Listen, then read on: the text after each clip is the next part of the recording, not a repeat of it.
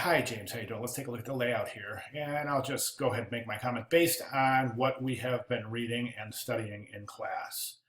So the first thing I want to mention is your file size. It looks like you're at 17 by 11. And the recommended size is 15 and a half by 10 and a half. So you'll want to check your file size. Okay, so you've got your headline. Now, one of the things that I really want to not warn you about, but kind of just recommend is that you never want to stroke type. It doesn't work. It actually changes the shapes of the letters, and it works. And a lot of people think they want to try to stroke type to improve legibility and readability and visibility, but it doesn't really work like that because it actually does. It changes the shapes of the letters. So that's something you want to stay away from. Now, the headline itself, again, I think I want to make a comment about that, the kerning and the leading. I think that this could have been set nicely in a small caps, or at least in title case. Because right now what it says about you is this really just a mundane typeset right there. Kerning is, the leading is very wide, as is here. I'd like to see this more of a composition, as opposed to, it almost looks like three completely separate lines.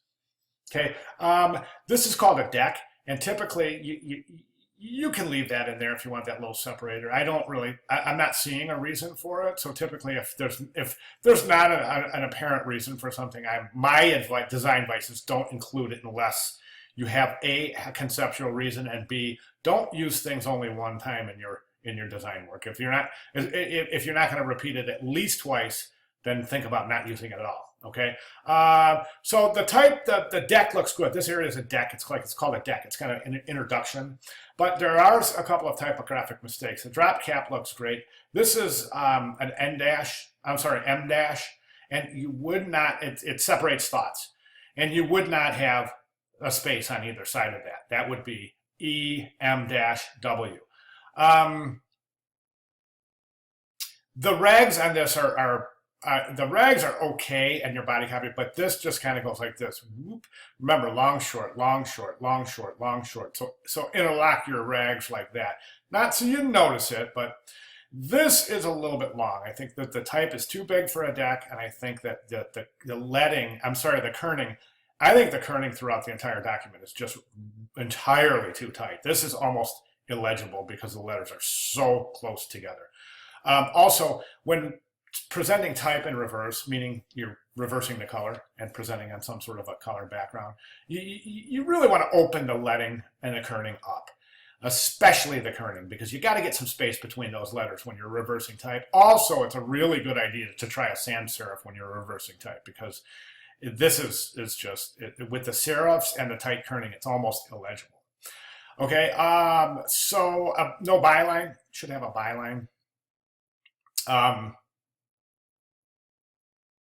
Oh, folios, not just page numbers, your whole folio. So you would have the magazine name there. This three column copy is, I think your character count is okay, but I think that your gutters are a little bit tight, and because of the image, it's really, really difficult to read. Simple fix on this is just flip that image so that you have this on this side, and your body copy has this nice sky, so you don't even really have to reverse it if you don't. I don't think you have to. I want to zoom in on your copy here a little bit because I want to show you a couple of things here. This is difficult. Non-romantic love, universal love. What is that, a subhead, or I don't know? And then how does this fit in? Love expressed to give, love expressed from full heart. So I was reading the article, and it's really difficult to follow.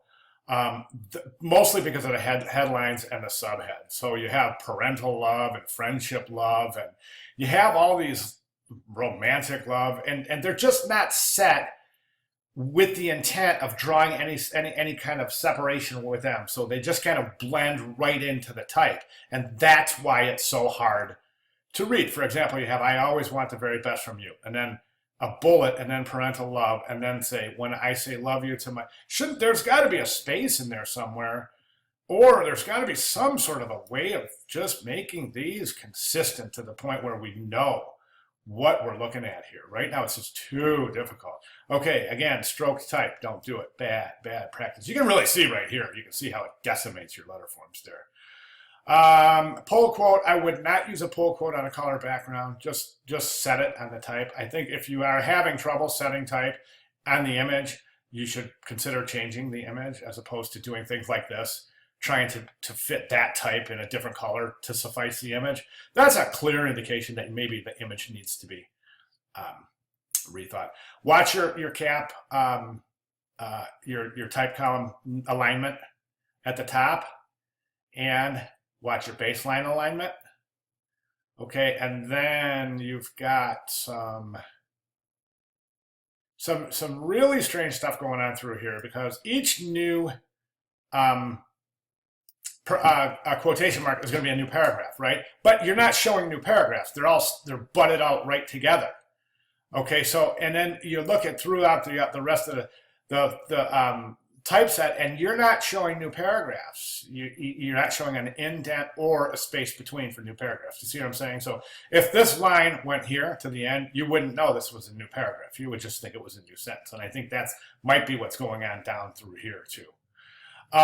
Okay, so anyways, that is about all I have. I think that you're too dense over here now. Too dense in type. Typographic color is really, really dark. And again, that points back to leading. I think that a general rule of thumb is the more important the article, the less number of columns there is in type. So typically, a feature cover story would feature a 2-column type spread, not 3. That would be found later, way back in the magazine, where you have continued on and things, pages like that. Okay. So, anyways, if you have any questions or comments, please feel free to give me a holler. I'm here. And good job. Okay, thanks for getting the work in.